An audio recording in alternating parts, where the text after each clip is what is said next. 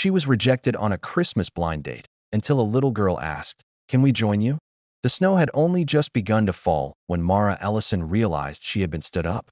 She sat alone at a small outdoor cafe table draped in festive red cloth, the kind meant for warm company and glowing laughter, not cold cheeks and a trembling heart. The chair opposite her remained painfully empty, the untouched cup of peppermint hot chocolate growing cooler by the minute. The fairy lights above her flickered gently in the December breeze, but even their soft glow couldn't hide the disappointment spreading across her face. For a moment, she felt as if the entire world had tuned in just to watch her breaking silently. Like a scene from a story no one asked to read. That if you believe in kindness, miracles, and second chances, please take a moment to like, comment, share, and subscribe to Touch of Kindness Stories. Your support helps these heartfelt stories reach others who may need a little light today. Mara checked her phone again. 43 minutes past the agreed meeting time. No message, no apology, no explanation, just absence. She let out a slow breath, the kind filled with resignation rather than anger. She wasn't new to disappointment, especially not around Christmas. The world looked magical this time of year, but for her, the glow often felt like a reminder of what she'd never had. No big family gatherings, no childhood stockings stuffed with gifts, no traditions except the ones she created for herself. She'd always hoped love would fill those spaces someday, that someone would choose her, stay with her, and see her worth. But this year seemed eager to prove otherwise. Around her, the Christmas market buzzed with life.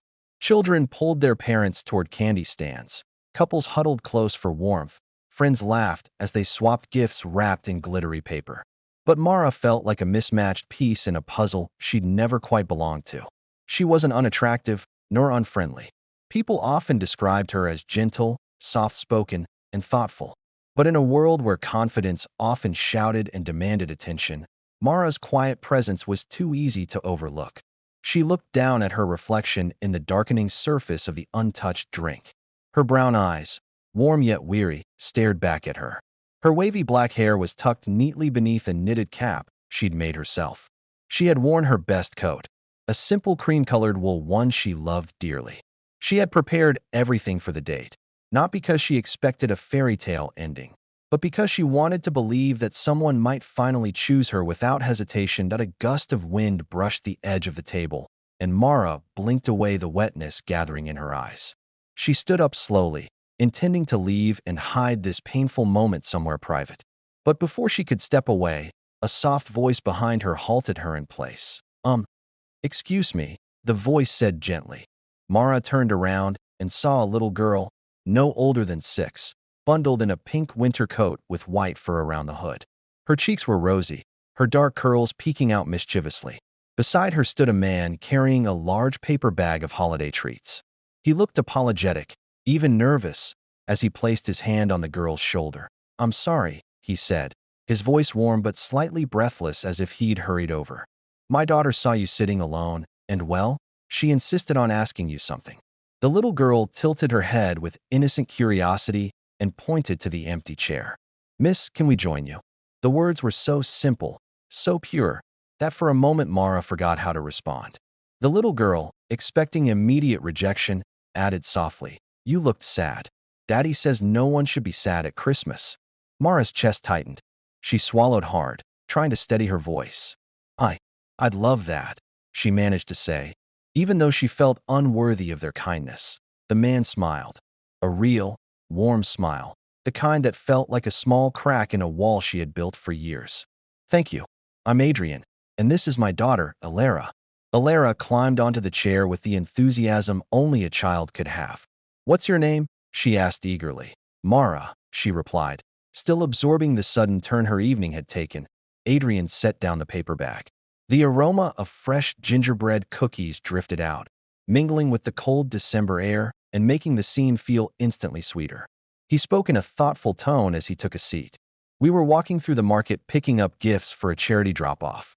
Alara's always paying attention to people. She pointed you out and said, 'She looks like she needs a friend.'" Mara laughed softly, a small, fragile laugh, but a real one. "She's very perceptive and very kind." Alara beamed. "Daddy says kindness is magic you can use anytime, even when you're little like me." For the first time that evening, something warm began to bloom in Mara's heart. They began talking, at first lightly, about the weather, the market, the treats inside the bag. But soon the conversation deepened, becoming richer and unexpectedly meaningful. Adrian told Mara that Alara's mother had passed away when Alara was 3, and since then he'd been doing his best to raise her alone. He worked long hours as a craftsman, making custom wooden toys for local shops. Some days were easier than others, but Christmas has always been Alara's favorite, Adrian said, brushing a stray curl from his daughter's forehead. She says it's when the world sparkles. Mara listened intently, touched by their bond. She told them about her small apartment decorated with handmade ornaments, about her job at a quiet bookstore, and how much she loved stories because they offered hope even when life didn't. She admitted, cautiously, that she'd been stood up for a blind date. Alara gasped dramatically and hugged Mara's arm. That's not nice. Daddy says people who don't see how special someone is need better glasses. Adrian looked embarrassed, whispering, I did say that once. Mara laughed more freely now, feeling something inside her lift. The market lights reflected in her eyes, making them shine like the ornaments dangling above them. She hadn't expected salvation tonight. She had only expected disappointment. But somehow, this gentle father and his bright-hearted daughter had wandered into her moment of rejection and rewritten it into something tender. They shared gingerbread cookies, warm pastries, and quiet moments that didn't need filling. Snow continued to fall softly, blanketing the world in a peaceful hush. Adrian's voice was calming, steady, the kind you want to hear during winter nights. Alara's joy made everything around them brighter. Hours passed unnoticed, as they talked. Mara felt her loneliness easing for the first time in years. She realized the ache she carried wasn't just about being stood up. It was about longing for connection, for someone to see her fully, for a family she had never known to at one point. Adrian looked at her with gentle sincerity and said, You know, I'm really glad we walked this way tonight. Mara felt her heart flutter, warming her from the inside out. She wasn't sure if it was hope, affection, gratitude, or some mix of all three, but she didn't push it away this time. Eventually, Alara fell asleep against her father's coat, her tiny mittened hand still holding one of Mara's fingers. Adrian lifted her carefully, tucking her into his arms. Snowflakes gathered on his shoulders like glittering specks of moonlight. I should take her home, he said softly. But I'd like to see you again, not because of pity or chance, but because I genuinely enjoyed being with you. Mara felt her heart stir in a way she hadn't expected. I'd like that, she whispered. Before leaving, he paused and added with a gentle smile. Sometimes, what we think is rejection is just life redirecting us. I'm glad tonight brought us to you. Mara watched them walk away, feeling something inside her shift forever. From the outside, she probably looked like an ordinary woman sitting alone amidst a Christmas market. But inside, her world was glowing. She wrapped her scarf around her neck and closed her eyes briefly, letting the quiet miracle sink in. If this story has touched your heart even a little, please don't forget to like, comment, share, and subscribe to Touch of Kindness Stories.